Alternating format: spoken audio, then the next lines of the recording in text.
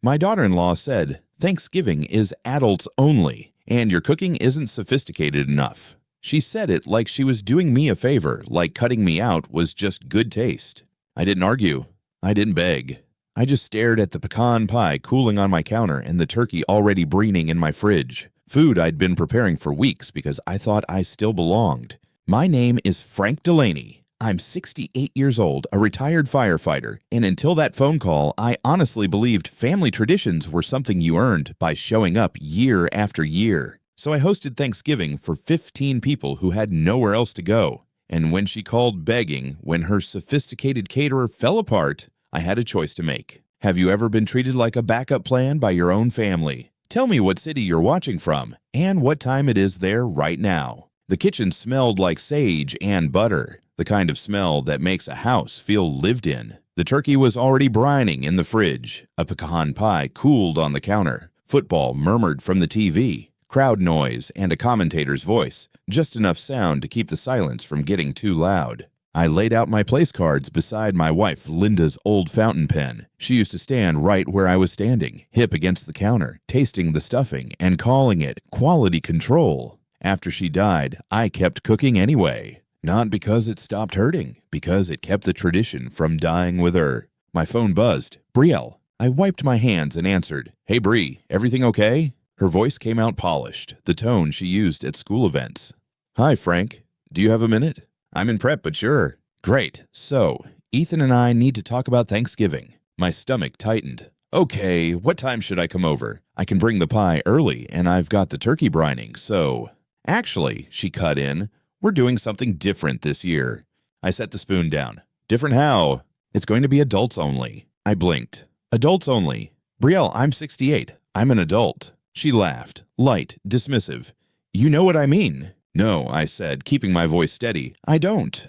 It's a formal dinner, she continued, as if she were reading notes. Wine pairings. A curated menu. Ethan has some important people coming. Important people, I repeated. Clients, she clarified, and someone from his leadership team. It's a big opportunity.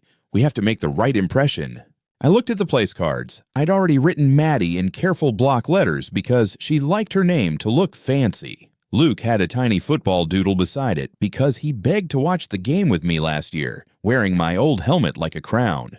It's Thanksgiving, I said. It's supposed to be family. It is family, she replied quickly, just a different format. Different format, like my seat at the table was a scheduling issue. I kept it simple. Are the kids coming?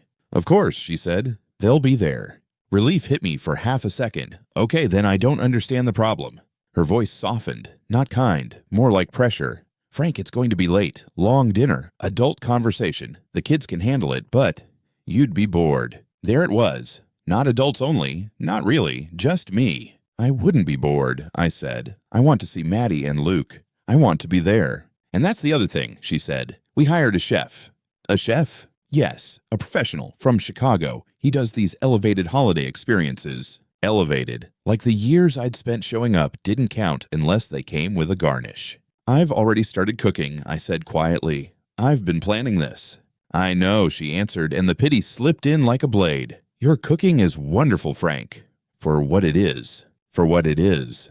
But we need something more sophisticated, she added. Your food is very comfort, nostalgic. It's just not the vibe for Ethan's work people. The TV crowd roared. A whistle blew. Somewhere the world kept spinning like nothing had happened. In my head, memories flashed. Quick, sharp. Maddie at 5, licking pie, filling off the spoon, eyes wide like she'd stolen gold. Luke at 3, wearing gravy like war paint, shouting, I'm a turkey soldier. Linda laughing with flour on her cheek, telling me to stop stressing and start tasting. Maddie at 8, sliding her place card into the center like it mattered. Grandpa, you made it look like a restaurant. Luke last year, asleep on my couch after dinner, still clutching his paper plate like it was treasure. I swallowed hard. Can I at least stop by earlier, just to see the kids before your guests arrive? They'll be there, she said again. But it'll be hectic, and honestly, you don't want to feel out of place. Out of place, in my own son's home. I heard noise behind her, glasses clinking, a man's laugh. Ethan's laugh, thin and tense. He wasn't calling. He wasn't stopping this. He was letting it happen. Brielle's tone brightened as if the unpleasant part was complete. Listen, I have to run. We have a tasting in 20 minutes. Thank you for understanding. I could have argued. I could have begged. But I knew how this would be framed. The old man making a scene. The one who doesn't get it. So I chose the only thing I still controlled. My dignity. Understood, I said. She exhaled like she'd been waiting for it. I knew you'd be reasonable, Frank. Seriously, thank you. And then, click. The line went dead. I stood there in the quiet, staring at the place cards and Linda's pen, at the pie cooling without a purpose, at the turkey brining for a table that suddenly didn't want me. That's how erasing starts. Not with lawyers, not with paperwork.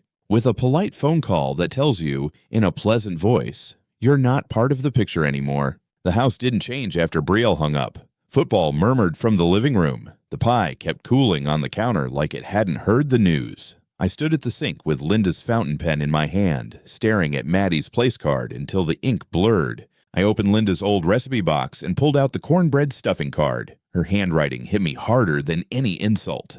Don't rush the onions. Hide a spoon. Frank will taste test half the pan. At the bottom, in smaller letters. Thanksgiving.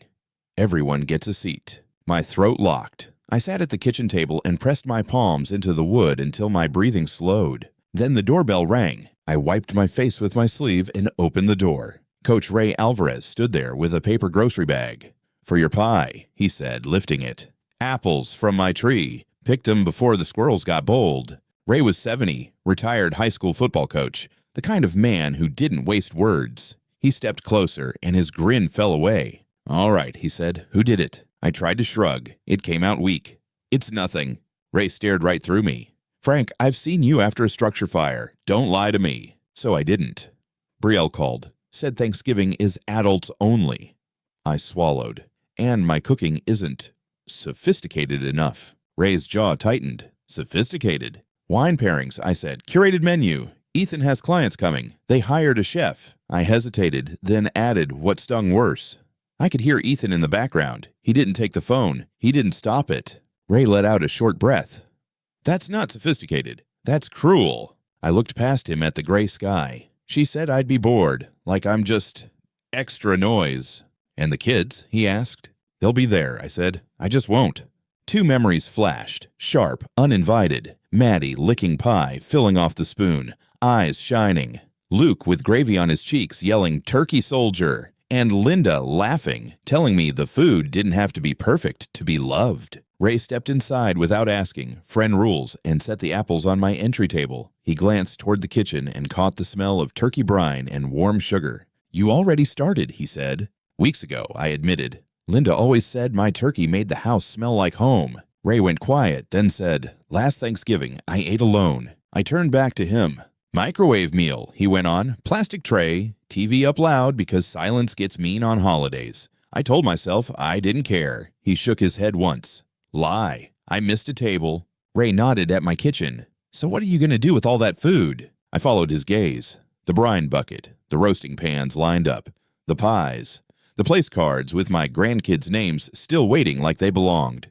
I heard Brielle's laugh in my head. You know what I mean. My hands clenched, then loosened. I'm not throwing it away, I said. Ray's eyes sharpened. Good. I looked down at Linda's recipe card again. Everyone gets a seat. And something inside me clicked into place. Not anger, clarity. If my table wasn't welcome in their house, I'd build a table that was. I met Ray's eyes.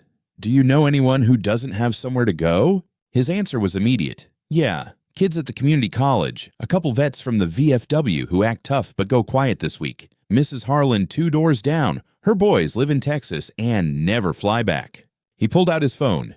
You say the word, I'll make calls. I can get folding tables from the church. Chairs, too. A laugh tried to rise in me and came out rough. This isn't going to be some sad charity thing, I said. No pity plates. Ray nodded hard. Good, real food. Real seats. Real names on the table. I looked at the place cards again. Maddie, Luke. And for the first time since the call, I stopped seeing them as proof I'd been pushed out. I saw them as proof I could still set a table with love in it. Love didn't need to be elevated. It needed to be offered. I stared at the turkey brining, at the pies lined up like they were waiting for permission to matter, and I felt my spine straighten. Then I said, voice steady now, we're feeding them. On Monday morning, I didn't wake up sad. I woke up busy. I grabbed a yellow legal pad and wrote one line at the top like a command. Feed people who show up. Ray was on my porch with coffee and that coach look that meant he'd already decided we were doing this. Church has 8 folding tables, he said. Basement of the fellowship hall. We can borrow chairs too. Perfect, I said. My voice sounded steadier than I felt. Where first? He asked. CCAC, I said. If a kid can't get home, he still deserves a Thanksgiving. Ray nodded once. Don't call it charity. I won't, I said. It's dinner. The community college of Allegheny County was 10 minutes away. I walked into the student union with flyers Ray printed at the library. Big letters, no fancy graphics. Thanksgiving dinner, home cooked. No family nearby. You're invited. Thursday, 3 p.m. I taped one to a bulletin board, then another by the cafeteria, then one near the financial aid office. Because if you're standing in that line, you probably aren't flying anywhere. A kid in a worn hoodie stopped to read it. Is this real? He asked, like he was waiting for the punchline. It's real, I said. No speeches, no questions, just food. How much? Free. He blinked hard. I'm Devin, he said. My mom's in Arizona. I can't. He cut himself off and pulled out his phone. Can I text you? Text me, I said. I'll save you a seat. By the time I reached my truck, I had 3 messages from numbers I didn't recognize. Saw the flyer. Is there room? 2. Me and my roommate. I don't have anywhere to go. For the first time since Brielle's call, my chest loosened. People weren't asking if the food was elevated. They were asking if they were allowed to exist at the table. I drove straight to the VFW in Dormont. Flags in the windows, fluorescent lights. A bar that had heard every kind of silence. A man behind the counter looked up and sized me in one glance. I'm Frank Delaney, I said. I'm hosting Thanksgiving. 15 seats. I'm looking for anyone who doesn't have somewhere to go. You asking for donations? He asked. I'm offering dinner, I said. No strings. Respect. That's it. His face softened a fraction like he didn't hear that word often. He waved over an older guy named Marty. Marty listened, then said, 2 of our guys act tough. They're alone. I'll tell them. I wrote my number on a napkin and pinned it to their board. Walking out, I realized what I was collecting wasn't bodies. It was yeses. Proof that wanting company wasn't weakness. The shelter was next.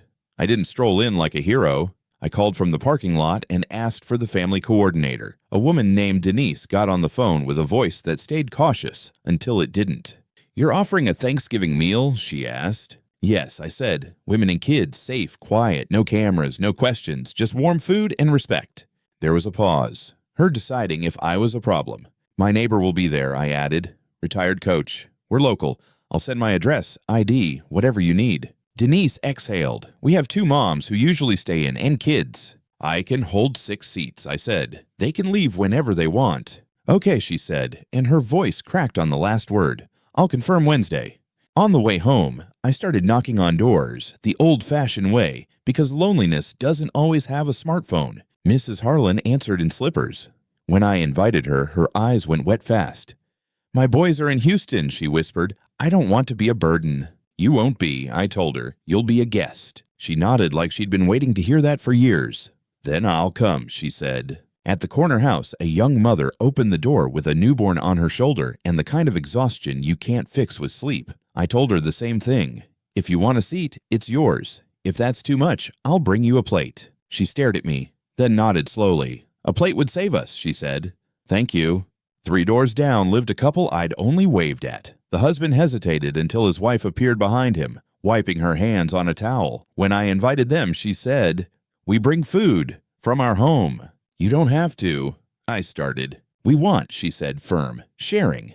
I nodded. Bring it, I said, as that's the whole point. Tuesday night, Ray and I hauled folding tables into my backyard. The church chairs were mismatched but sturdy. Ray found 2 outdoor heaters from a former player and ran extension cords like we were setting up for a tailgate. He watched me count plates, scribble names, cross things off my legal pad. Look at you, he said.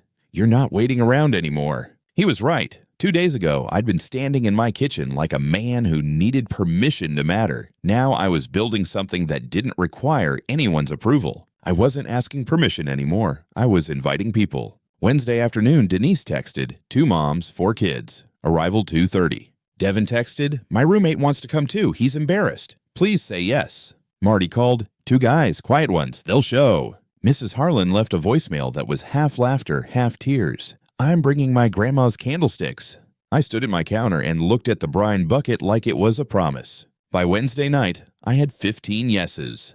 And one empty seat I was finally done begging for. Thanksgiving morning came in cold and clean. I was up before sunrise, moving through my kitchen on muscle memory, quiet, focused, hands steady. Outside, the folding tables were already up, but I checked everything anyway. White tablecloths, candles in Linda's old brass holders, place cards in neat rows, Devin, Tasha, Eli, Hank, Russell, Keisha, Jaden, Lila, Mrs. Harlan, Rosa, Miguel, 2 neighbors, Ray, and one last card left blank. Inside, the turkey came out of the brine with that clean, salty smell. I patted it dry and slid butter under the skin the way Linda taught me. When I reached for serving dishes, my hand stopped on the back shelf. Linda's platter, heavy ceramic, cream-colored, little blue flowers around the rim. We bought it at a yard sale our first year here. The woman selling it said it was too pretty to use. Linda laughed and said, "Then it's too lonely." Every Thanksgiving, that platter carried the turkey like it mattered. I set it on the counter and let the ache pass through me. At 11, I pulled on my old firefighter banquet jacket, black brass buttons, the patch still sharp on the shoulder. It didn't make me younger. It made me feel like I was showing up. Ray arrived at noon with flowers held awkwardly in one hand. My late wife would haunt me if I came empty, he said. Good, I told him. I'm not in the mood for ghosts. At 2, my first guests stood on the porch like they were waiting for someone to laugh. Devin came with 2 other college kids, Tasha in a thrift store coat and Eli in a hoodie that didn't hide how nervous he was. Is this actually? Tasha started. It's real, I said, and come on in. The smell hit them as soon as they stepped inside. Eli stopped, eyes glassy. My grandma's kitchen used to smell like that, he said, embarrassed. Then you're in the right place, I told him. Hank and Russell arrived next from the VFW. Hank moved slow with a cane and a stubborn pride. Russell's handshake was firm, the kind men use when they don't want to show emotion. Keisha came with 2 kids from the shelter. She scanned the yard like she was checking exits. Jaden clutched a worn stuffed bear. Lila held a backpack like armor. I kept my voice calm. Keisha, I'm Frank. You're safe here. She nodded. Lila noticed the candles and whispered, It's pretty. Keisha's shoulders dropped a little. Mrs. Harlan showed up carrying her grandmother's candlesticks wrapped in a towel. I didn't want to come empty, she said. You didn't, I told her. You came. Rosa and Miguel arrived last with a foil pan. We bring tamales, Rosa said like it might be the wrong answer. Ray leaned in, sniffed like a judge, and grinned. Ma'am, those are the most sophisticated thing on this table. Rosa laughed. Relief, not just amusement, and the yard felt warmer. By 3, 15 people sat down. Young and old, strangers on paper, family in the only way that mattered today. Someone turned the football game low so conversation could rise. Candlelight flickered. I carried the turkey out on Linda's platter. The skin was brown and crisp, and when I set it down, the table got quiet for a beat, like everyone understood the moment wasn't really about food. It was about being counted. We said a simple grace. No sermon, just thanks. And then plates started filling. Hank took one bite of the cornbread stuffing and his eyes went wet. He stared at his fork like it had betrayed him. My mom made it like this, he said, voice rough. I haven't tasted it since she died. I slid the bowl closer. Then eat, I said, and don't apologize. Across the table, Jaden asked, Is it okay if I take the turkey skin? Like he expected a no. Take it, I said, that's the best part. Lila poked the sweet potato casserole and frowned. What's the white stuff? Marshmallows, I told her. Her eyes widened. On vegetables. America's weird, Ray said solemnly, and Devin laughed so hard he snorted. Lila finished one bite, raised her hand like we were in school and said, Can I have more marshmallows? I didn't scoop extra, I handed her the whole bowl. You're the boss, I said. Keisha covered her mouth, eyes shining. She hasn't smiled in weeks, she whispered. Rosa set her tamales in the center, and suddenly the table turned into a friendly argument about what counts as Thanksgiving food. It counts if you love it, Russell said. Miguel nodded. In my house, holidays are sharing what you love. Mrs. Harlan pointed her fork like she'd been waiting years to say it. That's Thanksgiving. After dinner, nobody sat back and waited to be served. People carried plates, stacked napkins, asked if they could help. The kids chased each other through the living room, while the adults pretended not to mind the noise. Ray clapped his hands. Charades.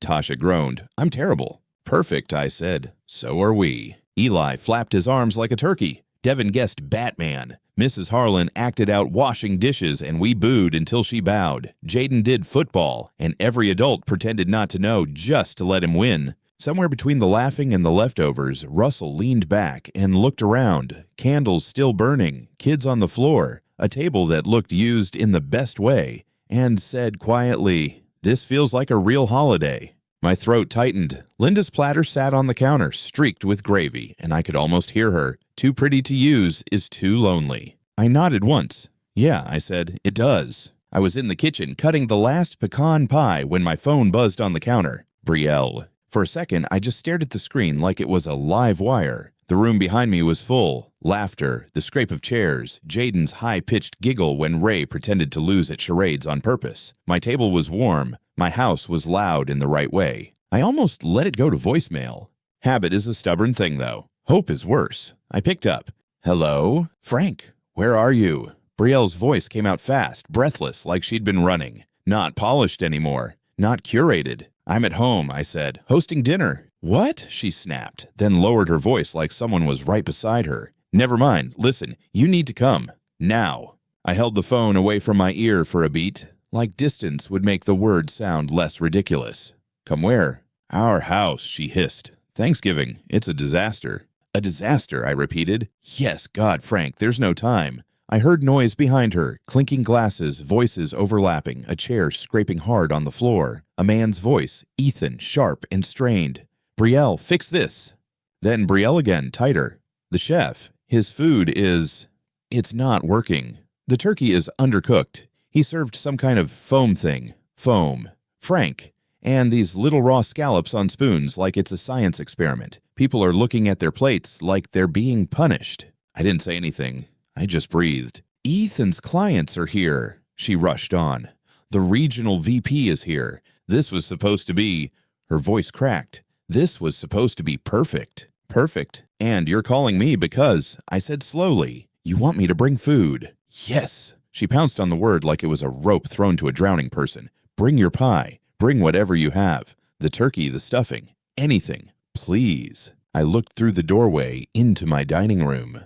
Hank was telling a story with his hands, Russell nodding like he'd heard that kind of story before. Devin was helping Mrs. Harlan pack leftovers into containers she'd brought, just in case. Keisha sat with Lila tucked against her side, the little girl's face smeared with whipped cream, smiling without fear. Jaden was holding up his plate like a trophy, proud of how much cranberry sauce he'd managed to stack without spilling.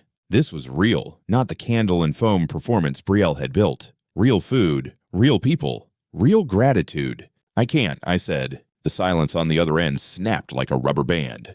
"What do you mean you can't?" Brielle's voice rose. "Frank, this is important." "I'm in the middle of dinner," I said calmly. "My guests are here." "Guests?"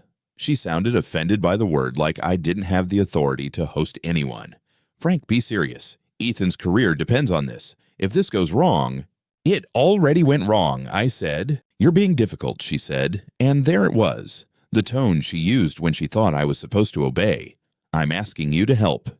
Just this once." I almost laughed. Just this once. Like I hadn't been just this once for years. Fix the broken thing, cover the gap, pay the extra, show up quietly, and don't make it about you. "You told me I didn't belong," I said. "You told me my cooking wasn't sophisticated enough." "I didn't mean it like that." "You did," I cut in, not loud, just certain. "And you don't get to rewrite it now because your fancy chef served foam." Brielle inhaled sharply. "Frank, you're punishing Ethan." "I'm not punishing anyone," I said. "I'm choosing where I am." Ethan's voice broke through the background, louder now. "Is he coming or not?" Brielle covered the phone. "I'm trying." Then she came back, brittle. "Who are you with?" "What?"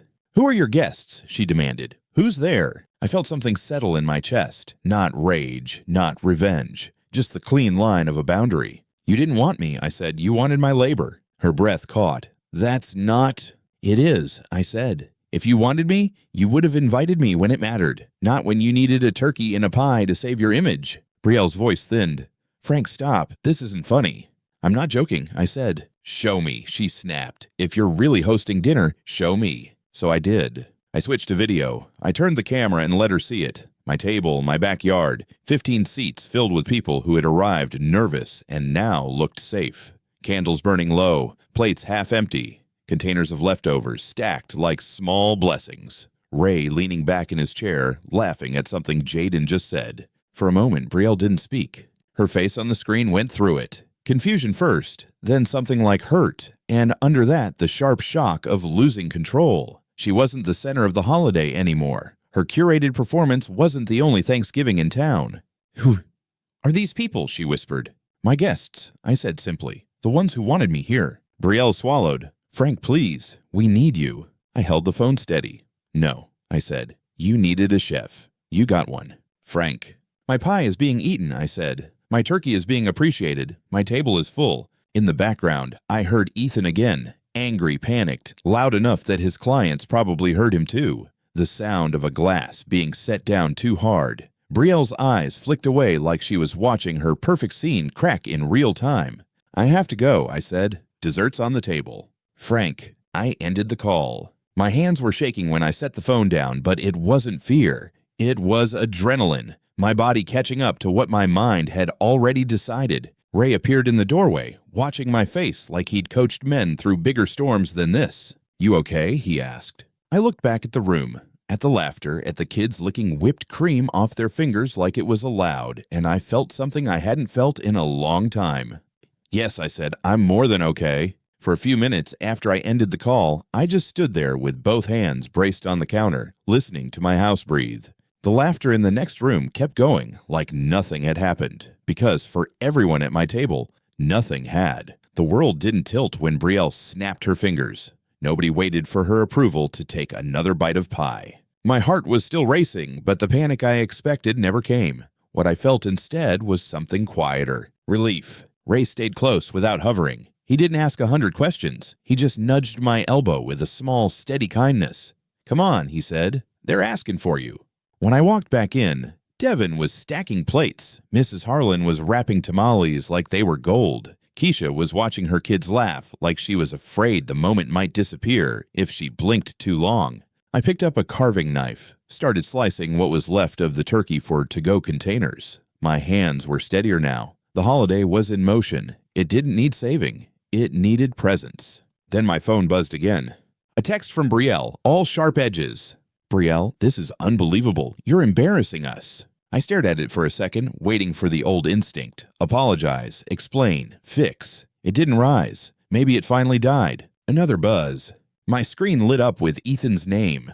He called. One ring, too. Then it stopped. Not a voicemail. Not even an attempt to speak like a man. Just a flash of his name and the same old message underneath it. Do the work. Take the blame. Keep it quiet. I slid the phone face down on the counter and went back to packing leftovers. 5 minutes later, it buzzed again. This time, it wasn't Brielle. It was Ethan. A message, short and transactional, like he was emailing a vendor. "Ethan, Dad, we need to talk about the kids' college accounts." And the will. I read it once. Then again.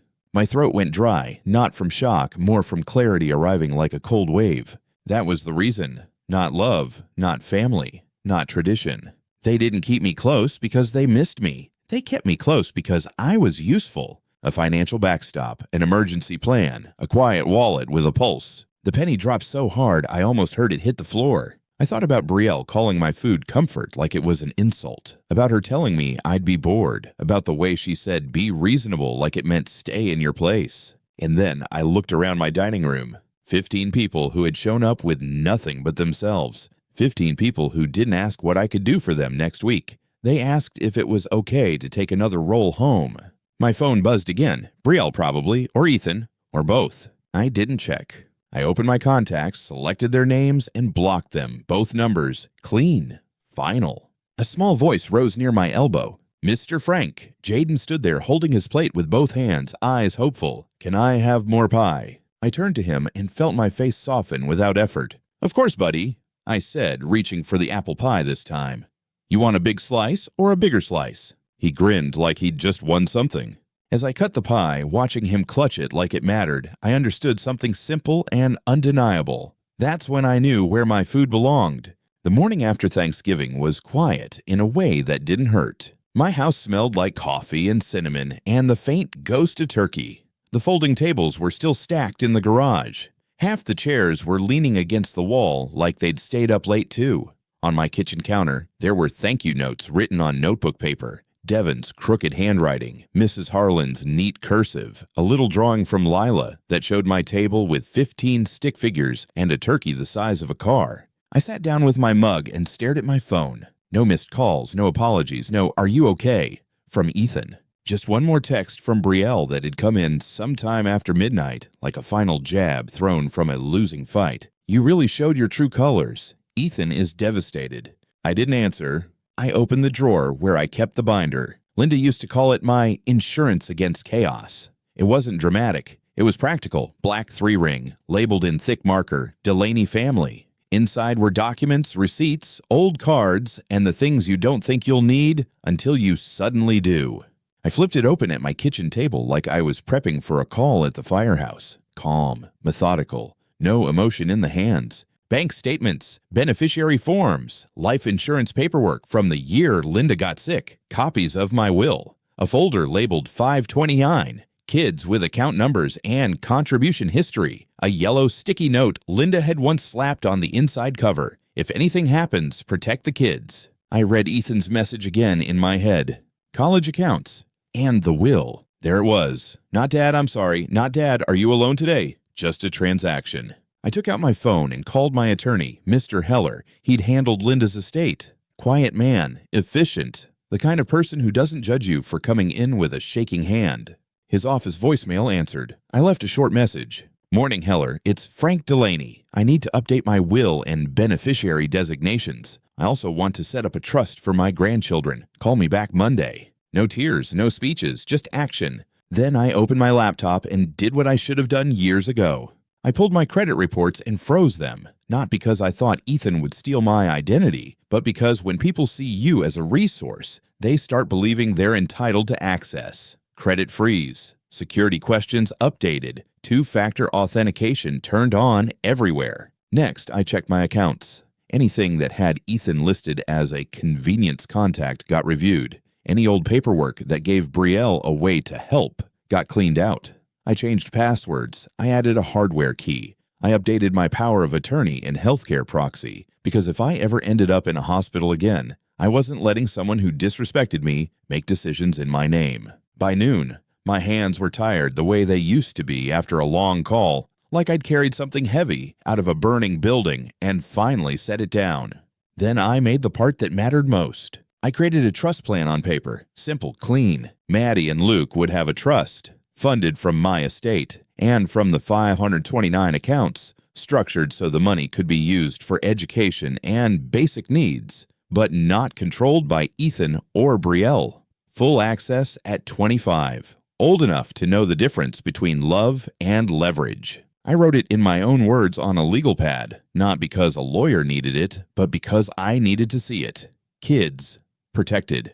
Entitlement, denied. After that, I set up 2 recurring donations. One to the shelter, monthly, automatic. One to the VFW Holiday Meal Fund, because I'd seen Hank's face when the stuffing hit his tongue and turned him back into a kid for a second. Then I took a clean sheet of paper, wrote one sentence, and taped it inside the binder like a rule I would live by. My home is open to my grandchildren, not to entitlement. I leaned back in my chair and stared at the words until my breathing slowed. This wasn't revenge. Revenge is messy. Loud, it leaves you dirty. This was boundaries in black ink, paper power, clean, quiet, and final. And for the first time in a long time, I felt safe. Not because anyone loved me the right way, but because I'd stopped letting the wrong people reach into my life like it was a wallet they'd misplaced. A week passed. Not the kind of week where everything heals. The kind where the world keeps moving, and you find out what's real by what doesn't happen. Ethan didn't call. He didn't show up.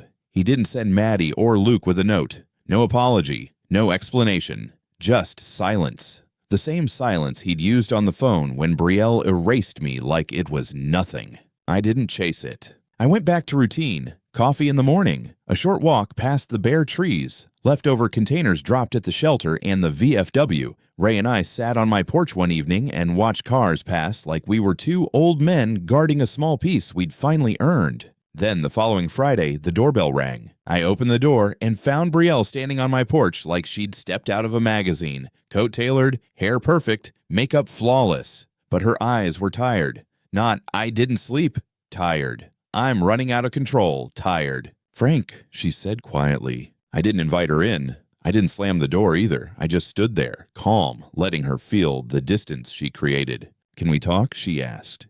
We're talking, I said.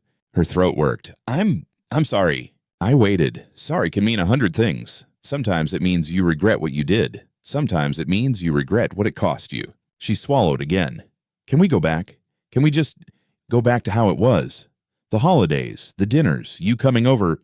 No, I said. Her face tightened like she hadn't expected the answer to be that simple. No, she repeated, almost offended. No, I said again, steady. You don't get before after you tried to make me feel small. Brielle blinked. Frank, I didn't. You did. I cut in. You said my cooking wasn't sophisticated enough. You said I'd be bored. You didn't uninvite me from a meal. You uninvited me from my place in this family. She looked down at her hands, then up again, eyes shiny.